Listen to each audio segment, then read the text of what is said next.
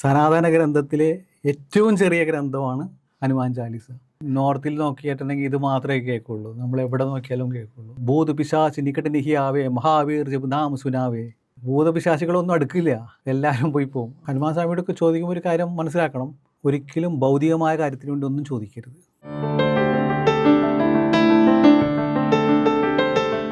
നമസ്തേ, പുണ്യത്തിലേക്ക് സ്വാഗതം. എനിക്ക് ചോദിക്കാനുള്ള ഒരു ചോദ്യം ഹനുമാൻ ചാലീസയെ പറ്റിയിട്ടാണ്. ഹനുമാൻ ചാലീസ എന്തുകൊണ്ടാണ് ഇത്ര പ്രത്യേകതയുള്ളതാവുന്നത്? ഹനുമാൻ ചാലീസ ഒരു സാധാരണ സംസ്കൃത മന്ത്രം പോലുമല്ല, അതൊരു സംസ്കൃത ഭാഷയിൽ എഴുതപ്പെട്ടതുമല്ല, ഒരു സാധാരണ ഭാഷയിൽ എഴുതപ്പെട്ട ഒരു സാധാരണ കീർത്തനം പോലെ കാണാൻ കഴിയുന്നതാണ്. എന്നിട്ടും ഹനുമാൻ ചാലീസയ്ക്ക് വലിയ സ്വീകാര്യതയാണ്. എന്താണ് ഹനുമാൻ ചാലീസയുടെ പ്രത്യേകത? ഇന്ന് ഭാരതത്തിൽ ഏറ്റവും കൂടുതൽ ആളുകൾ ചൊല്ലുന്ന, ജപിക്കുന്ന ഒരു കീർത്തനം, മന്ത്രം, ഇതൊക്കെയാണ് ഹനുമാൻ ചാലീസ. ചാലീസകളിൽ ആദ്യത്തെ ചാലീസയാണ് ഹനുമാൻ ചാലീസ. സനാതന ഗ്രന്ഥത്തിലെ ഏറ്റവും ചെറിയ ഗ്രന്ഥമാണ് ഹനുമാൻ ചാലീസ. ഇത് ഹനുമാൻ സ്വാമിയുടെ ഭക്തനായ തുളസീദാസ് രചിച്ച കൃതിയാണിത്. ഇതിന് ഈ ഹനുമാൻ സ്വാമിയെ സ്തുതിക്കുന്ന 40 ചോപ്പായികളാണ് ഇതിലുള്ളത്, 3 ദോഹകളടക്കം. അതിൽ ഹനുമാൻ ചാലീസയിൽ ഹനുമാനെക്കുറിച്ച് വർണ്ണിച്ചിട്ടുണ്ട്, ഹനുമാൻ ശ്രീരാമനുമായിട്ടുള്ള ബന്ധങ്ങളെക്കുറിച്ചുള്ള പറഞ്ഞിട്ടുണ്ട്.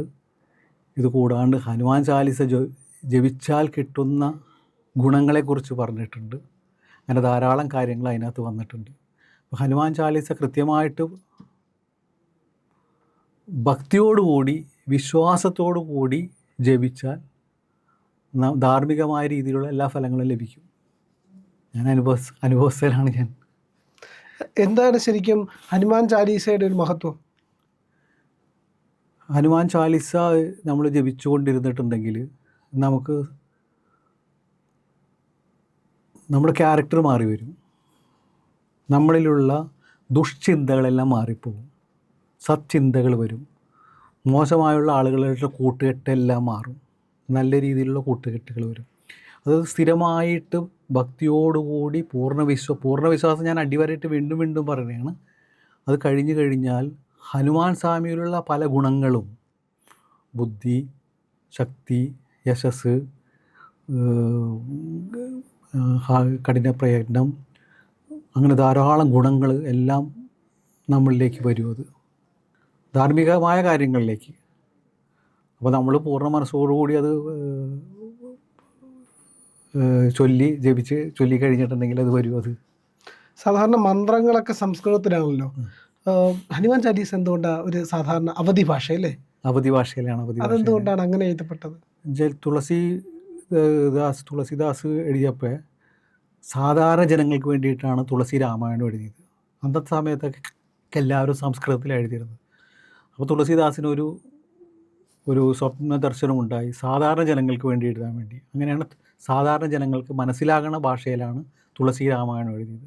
ആ തുളസീദാസ് തന്നെയാണ് പിന്നീട് ഹനുമാൻ ചാലീസ എഴുതിയത്. തുളസി രാമായണം കഴിഞ്ഞതിന് ശേഷം എഴുതിയത് സാധാരണ ജനങ്ങൾക്ക് പെട്ടെന്ന് പഠിക്കാനും പെട്ടെന്ന് മനസ്സിലാക്കാനുമുള്ള ഭാഷ. ഇപ്പോൾ ഇത് നമ്മൾ യൂട്യൂബിലൊക്കെ നോക്കിയിട്ടുണ്ടെങ്കിൽ ഏറ്റവും കൂടുതൽ വ്യൂ ഉള്ളത് നോക്കിയിട്ടുണ്ടെങ്കിൽ ഹനുമാൻ ചാലീസ ആയിരിക്കും. പക്ഷെ നിർഭാഗ്യവശാൽ കേരളത്തിലുള്ള ആളുകൾക്ക് അറിയില്ല. നോർത്തിൽ നോക്കിയിട്ടുണ്ടെങ്കിൽ ഇത് മാത്രമേ കേൾക്കുള്ളൂ, നമ്മൾ എവിടെ നോക്കിയാലും കേൾക്കുള്ളൂ. നർമ്മദാ തീരത്തൊക്കെ ഹനുമാൻ ചാലീസയാണ് എപ്പോഴും കേട്ടുകൊണ്ടിരിക്കുന്നത്. എല്ലാവർക്കും, കുട്ടികൾക്ക് പോലും അറിയാം. അത് ഈ പഠനത്തിനൊക്കെ വലിയ സഹായകമാണ് ഹനുമാൻ ചാലീസ ചൊല്ലുന്നതെന്ന് കേട്ടിട്ടുണ്ടല്ലോ വിദ്യാർത്ഥികൾക്ക്. തീർച്ചയായും ഇത് വിദ്യാർത്ഥികളാണ് ഇത് പഠിച്ചു തുടങ്ങേണ്ടത്. എന്ന് വെച്ചാൽ അവർക്ക് ഇത് സ്ഥിരമായിട്ട് ചൊല്ലണമെങ്കിൽ നല്ല ഓർമ്മശക്തി വരും, നല്ല ബുദ്ധിശക്തി വരും, നല്ല വിവേകം വരും.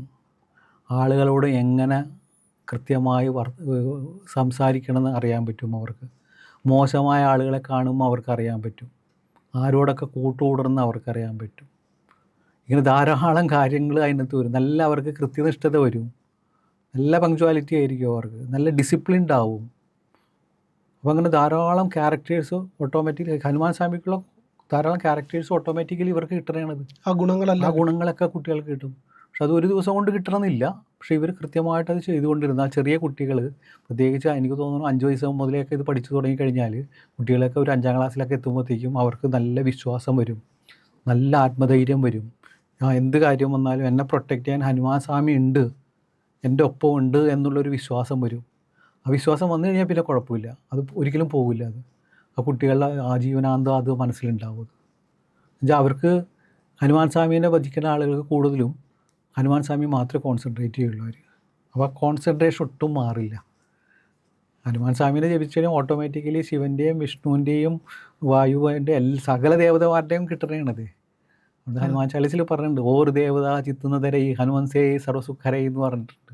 വേറെ ആരെയും ഭജിക്കണ്ട എന്ന് പറഞ്ഞാൽ എല്ലാവരുടെ അനുഗ്രഹം ഹനുമാൻ സ്വാമിക്ക് കിട്ടിയിട്ടുണ്ട്. അപ്പോൾ അതിൽ കൂടി കിട്ടിക്കോളും. ഈ ഹനുമാൻ ചാലീസയുടെ ഒരു സംക്ഷിപ്തമായ അർത്ഥം, അതായത് ഇന്ന് ചുരുക്കി പറഞ്ഞാൽ അതിൻ്റെ അർത്ഥം എന്താണ്? ഹനുമാൻ ചാലീസ നമുക്ക് പറഞ്ഞു തരുന്ന കാര്യങ്ങൾ. ഹനുമാൻ ചാലീസയിൽ 40 ചോപ്പായികളുള്ളത്. അതിലാദ്യം പറഞ്ഞ ഹനുമാൻ്റെ ഹനുമാനെക്കുറിച്ച് പറയുന്നുണ്ട്, ഹനുമാൻ്റെ ജ്ഞാനം. ആദ്യം തന്നെ ഹനുമാൻ ചാലീസ എന്തിനു വേണ്ടിയിട്ടാണെന്നുള്ളതുണ്ട്. ഹനുമാൻ ചാലീസ വേണ്ടി നമുക്ക് ബലബുദ്ധി വിദ്യ കിട്ടാൻ വേണ്ടിയിട്ട്, ബലവും ബുദ്ധിയും വിദ്യയും കിട്ടണം. നമ്മളിലുള്ള ക്ലേശങ്ങളും വികാരങ്ങളും എല്ലാം പോയിട്ട് ഈ ബലവും ബുദ്ധിയും വിദ്യയുടെ ഒപ്പം 4 പുരുഷാർത്ഥങ്ങളും കൂടി നമുക്ക് ലഭിക്കണം: ധർമ്മം, അർത്ഥം, കാമം, മോക്ഷം. അപ്പോൾ അതിനു വേണ്ടിയിട്ടാണ് ഇത് ചൊല്ലുന്നത്. അപ്പോൾ ഇതിൽ ചെല്ലമ്മ ചോപ്പായിൽ ആദ്യം പറയുന്നത് ഹനുമാൻ്റെ ഗുണങ്ങൾ. ജ്ഞാനമുള്ള ആളാണ് ഹനുമാൻ, ശക്തിയുള്ള ആളാണ്, ജ്ഞാനമുള്ള ആളാണ്. പിന്നെ അതിനൊക്കെ കുറിച്ച് വർണ്ണിക്കുകയാണ്. അത് കഴിഞ്ഞ് കഴിയുമ്പോൾ പറയുന്നതാണ് ഹനുമാനെ ഭജിച്ചാലുള്ള കാര്യങ്ങളെക്കുറിച്ച് പറയുന്നുണ്ട്. അതിൽ കുറച്ച് പറയുമ്പോഴാണ് ഭൂതപിശാചി നിക്കട്ട നിഹിയാവേ മഹാവീർ ജപ് നാം സുനാവേ. ഭൂതപിശാചികളൊന്നും അടുക്കില്ല, എല്ലാവരും പോയി പോകും. ഭൂതപിശാചി നമ്മൾ കാണുന്ന ആ ഭൂതം മാത്രമല്ല, നമ്മളിലുള്ള അസുരമായ ചിന്തകളും പോയി പോവേ. അതാണ് വരുന്നത്. ശരിക്കും നമ്മൾ പഠിക്കേണ്ടത് അങ്ങനെയാണത്. പിന്നെ ഒരു നാസേ രോ ഹരേ സപ്പീര ജപത് നിരന്തര ഹനുമത്ത് വീര. അസുഖങ്ങളൊന്നും വരില്ല. കാരണം വെച്ചാൽ പല അസുഖങ്ങളും വായുവിൽ കൂടി വരും. ഹനുമാനെ ഭജിക്കുമ്പോൾ വായുപുത്രനായതുകൊണ്ട് ആ വായുവിലുള്ള അസുഖങ്ങളെല്ലാം മാറിപ്പോകും. അപ്പോൾ അങ്ങനത്തെ കുറേ ചിന്തകൾ എല്ലാം മാറിപ്പോകും. പിന്നെ വേറെടുത്ത് പറയുന്നുണ്ട്, സങ്കട ഹടേ മിടേ സപ്പീര ജോ സുമിരേ ഹനുമത്ത് ബലവീര. സങ്കടങ്ങളെല്ലാം ഇല്ലാണ്ടായി പോകും ഹനുമാനെ ഭജിച്ച് കഴിഞ്ഞിട്ടുണ്ടെങ്കിൽ പോകും. അപ്പോൾ പലരുടെയും സങ്കടങ്ങൾ തീർത്തിട്ടുണ്ട്. ശ്രീരാമൻ്റെ സങ്കടങ്ങൾ ഹനുമാൻ സ്വാമി തീർത്തു, ലക്ഷ്മണൻ്റെ സങ്കടങ്ങളുണ്ടായിരുന്നു തീർത്തിട്ടുണ്ട്, സീതാദേവിയുടെ തീർത്തു, അംഗദൻ്റെ തീർത്തു, ഇതെല്ലാവരും തീർത്തിട്ടുണ്ട്.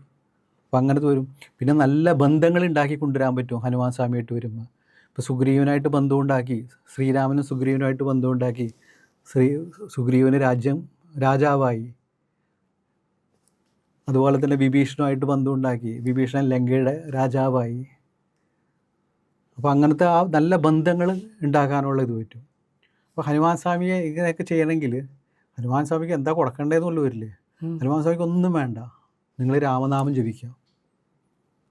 ഹനുമാൻ സ്വാമിക്ക് ഏറ്റവും ഇഷ്ടമുള്ള രാമനാമം ജപിച്ചുകൊണ്ടിരിക്കുക. ഇങ്ങനെ രാമനാമം ജപിച്ചുകൊണ്ടിരിക്കുമ്പോൾ അത് ഭയങ്കരമായ പവറാണ്. ഹനുമാൻ സ്വാമിക്ക് ഏറ്റവും ഇഷ്ടമുള്ളതാണ്. അപ്പോൾ രാമായണം വായിക്കുക. അപ്പോൾ രാമായണം നമ്മൾ വായിക്കുമ്പോൾ, രാമായണത്തിലെ കഥകൾ പഠിക്കുമ്പോൾ അതിൻ്റെ അർത്ഥങ്ങൾ, ആന്തരാർത്ഥങ്ങൾ, ബാഹ്യാർത്ഥം മാത്രമല്ല ആന്തരാർത്ഥങ്ങളിൽ നമ്മളിലേക്ക് വരും. നമ്മളിലേക്ക് വരുമ്പോൾ ഓട്ടോമാറ്റിക്കലി ഹനുമാൻ സ്വാമിയുടെ ബ്ലെസ്സിങ് കിട്ടും, ഹനുമാൻ സ്വാമിയുടെ ആ പ്രസൻസ് കിട്ടും. അതുമാത്രമല്ല, നമ്മളെ എപ്പോഴും പ്രൊട്ടക്റ്റ് ചെയ്യും. നമ്മൾ കൊച്ചു കൊച്ചു കാര്യങ്ങളായിരിക്കും ചോദിക്കണ്ടേ. ഹനുമാൻ സ്വാമിയോടൊക്കെ ചോദിക്കുമ്പോൾ ഒരു കാര്യം മനസ്സിലാക്കണം, ഒരിക്കലും ഭൗതികമായ കാര്യത്തിന് വേണ്ടി ഒന്നും ചോദിക്കരുത്. ഭൗതികമായ കാര്യങ്ങളൊന്നും ചോദിക്കരുത്, ധാർമ്മികമായ കാര്യങ്ങൾ ചോദിക്കുക, നമുക്ക് ബുദ്ധിമുട്ടുള്ള കാര്യങ്ങൾ. അപ്പോൾ ഓട്ടോമാറ്റിക്കലി നമുക്ക് ഉണ്ടാകുന്ന സംഘർഷങ്ങളെല്ലാം മാറ്റിത്തരും. നമ്മുടെ ആവശ്യങ്ങളൊന്നും ചോദിക്കണ്ട, അദ്ദേഹത്തെ അറിയാൻ പറ്റും. എന്നുവെച്ചാൽ അദ്ദേഹം നമ്മുടെ ഒപ്പം ഉണ്ടാവും, നമ്മുടെ ഒപ്പം ഉണ്ടാവും. നമുക്കുടെ മനസ്സിലുള്ള എന്താണെന്ന് അറിയാൻ പറ്റും, അത് ചെയ്തു തരും. ഇപ്പോൾ സാമ്പത്തികമാണെങ്കിൽ നമുക്ക് ആ പ്രശ്നം എന്തെങ്കിലുമൊക്കെ ഉണ്ടെങ്കിൽ 11th അവറിൽ അത് കാര്യങ്ങൾ നടന്നു വരും, നടത്തി കൊടുക്കും. അതിനെക്കുറിച്ച് ചിന്തിക്കുകയേ വേണ്ട. അമിതമായ ആഗ്രഹങ്ങളൊന്നും നടക്കില്ല.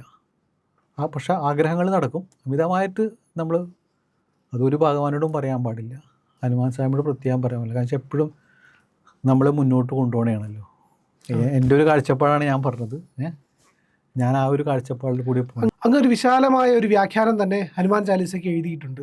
ഇങ്ങനെ മലയാളത്തിൽ എനിക്ക് തോന്നുന്നു മറ്റാരും ഇത്രയും വിശദമായിട്ട് ഹനുമാൻ ചാലീസയെ വ്യാഖ്യാനിച്ചിട്ടില്ല. എന്തുകൊണ്ടാണ് ഇങ്ങനെ ഒരു ഹനുമാൻ ചാലീസ വ്യാഖ്യാനം എഴുതാനുള്ള കാരണം? എന്തിനു വേണ്ടിയാണ് എഴുതിയത്? ഇതൊരു ദൈവാധീനം കൊണ്ട് ഉണ്ടായതാണിത്. ഇത് ഒരിക്കലും അങ്ങനെ ആഗ്രഹിച്ചിരുന്നില്ല. പക്ഷെ ഞാൻ വർഷങ്ങളായി ഞാൻ ഹനുമാൻ ചാലിസ ഞാൻ ജപിക്കുന്നുണ്ട്. 30 വർഷത്തിലേറെയായി ഞാൻ ജപിച്ചുകൊണ്ടിരിക്കുന്നു. പക്ഷെ അപ്പോൾ എൻ്റെ ജീവിതത്തിൽ കുറച്ച് അനുഭവങ്ങളൊക്കെ വന്നിട്ടുണ്ട്. എനിക്ക് ഒരു 2000 വർഷത്തിൽ എനിക്കൊരു ബ്രെയിനിൻ്റെ ഒരു ഓപ്പറേഷൻ വന്നു. അപ്പോൾ അതിന് ശേഷം അപ്പോഴൊക്കെ ഞാൻ ഹനുമാൻ ചാലിസ ജപിച്ചുകൊണ്ടാണ് ഓപ്പറേഷൻ തിയേറ്ററിൽ കിടന്നു, ഹോസ്പിറ്റലിൽ കിടന്നു ഒക്കെ ആയിട്ടുള്ളത്. പക്ഷെ അതിന് ശേഷം ഞാൻ 2003 അപ്പോഴെന്നും ഞാൻ ചൊല്ലിക്കൊണ്ടിരിക്കുന്നുണ്ട്. 2023 എനിക്ക് നർമ്മദാ പരിക്രമം ചെയ്യണമെന്ന് തോന്നി. അപ്പോഴും ഈ ഹനുമാൻ സ്വാമി എൻ്റെ ഒപ്പം ഉണ്ട്, ചാലിസ ജപിക്കാൻ ഒരു വിശ്വാസത്തിലാണ് പോണത്. അല്ലാണ്ട് അവിടുത്തെ കുറിച്ചൊന്നും അറിയില്ലല്ലോ. അപ്പോൾ ഇത് എന്നും ഹനുമാൻ ചാലിസ ചൊല്ലിക്കൊണ്ടാണ് ഇപ്പോൾ നടക്കുന്നത്. ഞാനവിടെ രാവിലെ നടക്കാൻ തുടങ്ങുമ്പോൾ എന്നും ഹനുമാൻ ചാലിസ ചൊല്ലും. അപ്പോൾ ആളുകളൊക്കെ ഉറക്കെ ചൊല്ലും ഞാൻ. അപ്പോൾ ആളുകളൊക്കെ കേട്ടില്ലെങ്കിൽ ഇങ്ങനെ നോക്കുകയോ ചെയ്യും. ഇത് കൂടാണ്ട് ഞാനിങ്ങനെ വന്നു കഴിഞ്ഞപ്പോൾ ഈ പരിക്രമണത്തിൽ മിക്കവാറും ക്ഷേത്രങ്ങളിലൊക്കെ ഞാൻ താമസിച്ചൊക്കെ ഹനുമാൻ ക്ഷേത്രങ്ങളിലായിരുന്നു. എനിക്ക് ഭക്ഷണം തരുന്ന ഹനുമാൻ ക്ഷേത്രങ്ങളിൽ. ചില ക്ഷേത്രങ്ങളിലൊക്കെ ഞാൻ ഒറ്റയ്ക്കാണ് കിടന്നത് രാത്രി. ആരും ഉണ്ടാവില്ല അവിടെ. അപ്പോൾ ഞാൻ ഒറ്റയ്ക്ക് കിടന്നു ഹനുമാൻ സൗണ്ട്. ഇതെല്ലാം കഴിഞ്ഞ് നർമ്മദാ പരിക്രമം കഴിഞ്ഞ് വന്നപ്പോൾ നർമ്മദാ പരിക്രമണത്തിൻ്റെ ഒരു അനുഗ്രഹം പോലെ വന്നത് എനിക്ക് ഹനുമാൻ ചാലിസയുടെ ഒരു മലയാള വ്യാഖ്യാനം എഴുതണം എന്നാണ് എനിക്ക് വന്നത്. നർമ്മദാ പരിക്രമണത്തിൽ എനിക്ക് കിട്ടിയേക്കുന്ന ഏറ്റവും വലിയ അനുഗ്രഹം അത് തന്നെയാണ്. അത് യാതൊരു തർക്കവുമില്ല. അപ്പോൾ അത് എഴുതണമെന്ന് തോന്നി. അതെന്തോ ദൈവാധീനം കൊണ്ട് അതൊക്കെ നടന്നു. അതിപ്പോൾ പബ്ലിഷ് ചെയ്യാൻ പറ്റി. അപ്പോൾ അതിൽ ഞാൻ അതിനെക്കുറിച്ചുള്ള അർത്ഥങ്ങൾ എഴുതിയിട്ടുണ്ട്, എൻ്റെ അനുഭവങ്ങൾ കുറച്ച് എഴുതിയിട്ടുണ്ട്, കുറച്ച് കഥകൾ എഴുതിയിട്ടുണ്ട്, അതിൻ്റെ ആന്തരാർത്ഥങ്ങൾ എഴുതിയിട്ടുണ്ട്. ഇനിയിപ്പോൾ അടുത്ത ആളുകൾ ഇനി ഹനുമാൻ ചാലിസക്കുള്ളിൽ കൂടുതൽ എഴുതുമ്പോൾ അവർക്ക് കൂടുതൽ കിട്ടും. ഇപ്പോൾ ഒരു തുടക്കം എന്ന് മാത്രമേ ഉള്ളൂ. ഇത് അടുത്ത ജനറേഷനിലെ കുട്ടികൾക്കൊക്കെ ഇത് എത്തിക്കണം എന്നൊരു ആഗ്രഹമുണ്ട്. എന്നുവെച്ചാൽ ഇതൊക്കെ അവർ വായിച്ച് പഠിച്ച് കഴിഞ്ഞാൽ അവരുടെ മനസ്സിലേക്ക് ഇത് കയറിക്കഴിഞ്ഞാൽ കുട്ടികളൊക്കെ വളരെ നല്ലതായിരിക്കും. മുതിർന്നവർക്കത് ചിലപ്പോൾ ഇത്തിരി പഠിക്കാനും കാര്യങ്ങളും ബുദ്ധിമുട്ടുണ്ട്, വായിച്ചു പോകുമെന്ന് മാത്രമേ ഉള്ളൂ. പക്ഷെ കുട്ടികളിങ്ങനെ തുടങ്ങി വെച്ച് കഴിഞ്ഞാൽ ഒരു 5 കൊല്ലം കൊണ്ടൊക്കെ അവർ ഒരു ദിവസം കൊണ്ട് പഠിക്കാൻ പറ്റിയല്ല അത്. പക്ഷെ കുട്ടികൾക്കാവുമ്പോൾ പെട്ടെന്ന് പഠിച്ച് അവർക്ക് ഭാവിയിലേക്ക് അത് കൊണ്ടുവരാൻ പറ്റും. അവർക്ക് ഭയങ്കര ആത്മവിശ്വാസവും ആത്മധൈര്യവും ഒക്കെ വരും അവർക്ക്. കുട്ടികളെല്ലാം നേർവഴിക്ക് പോവും. ഇതൊക്കെ മറ്റുള്ള സ്ഥലങ്ങളിലൊക്കെ ഇതുണ്ട്. കേരളത്തിൽ ഇത്തിരി കുറവാണെന്നുള്ളൂ. അതുകൊണ്ടായിരിക്കും ചിലപ്പോൾ എനിക്ക് അങ്ങനെ ഒരു ഇത് തോന്നിയത്, അല്ലെങ്കിൽ ആരും ഏതെങ്കിലും ശക്തി തോന്നിപ്പിച്ചത്. ഈ ഹനുമാൻ ചാലീസ നമ്മൾ ചൊല്ലുമ്പോൾ ശ്രദ്ധിക്കേണ്ട കാര്യങ്ങൾ എന്തൊക്കെയാണ്? അതിൽ ശുദ്ധമായിരിക്കണം അങ്ങനെ എന്തെങ്കിലും? അതൊക്കെ ഉണ്ടാവും. ഭക്തി വേണം ആദ്യം തന്നെ. എന്ത് കാര്യത്തിനും വേണ്ടത് ഭക്തി വേണം, അതിൽ വിശ്വാസം വേണം. ഇത് ചെയ്ത് കഴിഞ്ഞിട്ടുണ്ടെങ്കിൽ ഹനുമാൻ സ്വാമി എന്നെ അനുഗ്രഹിക്കും, എന്നെ പ്രൊട്ടക്റ്റ് ചെയ്യുന്നുള്ളതാണ്. ശുദ്ധമായിട്ടിരിക്കണത് നല്ലതാണ്. ഇനിയിപ്പോൾ ശുദ്ധമല്ലെങ്കിലും കുഴപ്പമില്ല.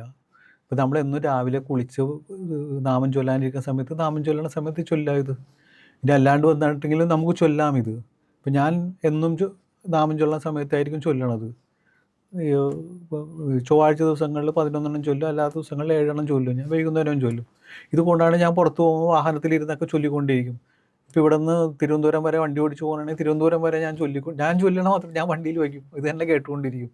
അപ്പോൾ അത് കേട്ട് നമ്മുടെ മനസ്സിൽ അത് മാത്രമായിട്ട് വരും. ബാക്കി എല്ലാ ചിന്തകളും അത് മാറിപ്പോവും. അപ്പോൾ നമ്മൾ എന്തെങ്കിലും ഒരു പ്രത്യേകതയിലേക്ക് കോൺസെൻട്രേറ്റ് ചെയ്യുമ്പോൾ അതിലേക്ക് മാത്രമായിട്ട് വരും. അല്ല പ്രത്യേകം ഇപ്പോൾ ആളുകൾ പറയും ഇന്ന പോലെ ചെയ്യണം, അത് ചെയ്യണം എന്നൊക്കെ പറയും. എല്ലാവർക്കും അവരവരുടെ ഇഷ്ടം പോലെ ചെയ്യാം. എന്നുവെച്ചാൽ ഹനുമാൻ ചാലിസ ഒരു മന്ത്രമായിട്ട് വേണമെങ്കിൽ മന്ത്രമായിട്ട് കണക്കാം, കീർത്തനമായിട്ട് വേണമെങ്കിൽ കീർത്തനമായിട്ട് കണക്കാം. പക്ഷെ ഇതിലൊക്കെ ഉപരിയായിട്ട് ഭഗവാനോടുള്ള സ്നേഹം, പ്രേമമൊക്കെ ഉണ്ടെങ്കിൽ എങ്ങനെ വേണമെങ്കിലും ചൊല്ലാം. ആളുകൾക്ക് ഉറക്കെ വേണമെങ്കിൽ ഉറക്കെ ചൊല്ലാം, പതുക്കെ വേണമെങ്കിൽ പതുക്കെ ചൊല്ലാം. പക്ഷേ ഇതിൽ വായിക്കാനാണ് പറഞ്ഞേക്കണേ. ജോയഹ് പടേ ഹനുമാൻ ചാലീസ എന്നാണ് പറഞ്ഞേക്കണേ. വായിക്കുമ്പോൾ ആദ്യമൊക്കെ എപ്പോഴും വായിച്ച് പോകുമ്പോൾ തെറ്റുകൾ അധികം സംഭവിക്കില്ല. അതിലേക്ക് തന്നെ ശ്രദ്ധിക്കും. അല്ലെങ്കിൽ നമ്മൾ ജപിച്ച് കഴിയുമ്പോൾ ഇങ്ങനെ മനസ്സിങ്ങനെ അങ്ങോട്ടും ഇങ്ങോട്ടും ഓടും. അപ്പോൾ അങ്ങോട്ടും ഇങ്ങോട്ടും ഓടുമ്പോൾ പിടിച്ചിങ്ങോട്ട് തിരിച്ചു കൊണ്ടുവന്നാൽ മതി. അപ്പോൾ ആദ്യമൊക്കെ വരും. ഞാനൊക്കെ ഇപ്പോഴും ചൊല്ലുമ്പോൾ ഇടയ്ക്കിടയ്ക്ക് മനസ്സ് പോകും. അപ്പോൾ തന്നെ പിടിച്ചു കൊണ്ടുവരും തിരിച്ച്. അതുകൊണ്ടാണ് നമ്മൾ കൂടുതൽ ചൊല്ലണത് അതിന് വേണ്ടിയിട്ടാണ്. അപ്പോൾ എവിടെ എന്തെങ്കിലും വിട്ടുപോയിട്ടുണ്ടെങ്കിൽ അത് വരും. പക്ഷേ ഈ അർത്ഥം കൂടി മനസ്സിലാക്കിയിട്ട് ചൊല്ലിയാലാണ് അതിൻ്റെ ഫലം കൂടും. അർത്ഥം ചൊല്ലി മനസ്സിലാക്കി ചൊല്ലിയാൽ ഫലം കൂടും. അത് കഴിഞ്ഞ് അർത്ഥം അനുസരിച്ച് നമ്മുടെ ജീവിതത്തിലേക്ക് കൊണ്ടുവന്നിട്ടുണ്ടെങ്കിൽ ഒന്നും കൂടി ഫലം കൂടും. അല്ല ഇപ്പോൾ പഠിച്ച കാര്യങ്ങൾ ചെയ്തില്ലെങ്കിൽ കാര്യമില്ലല്ലോ. ചെയ്യാൻ ശ്രമിച്ചു കഴിയുമ്പോൾ അത് ചെയ്തു വരും. ഇതൊക്കെയാണ് ശ്രദ്ധിക്കേണ്ടതാണ് എൻ്റെ ഒരു വളരെയധികം നന്ദി. ആനന്ദം. നന്ദി.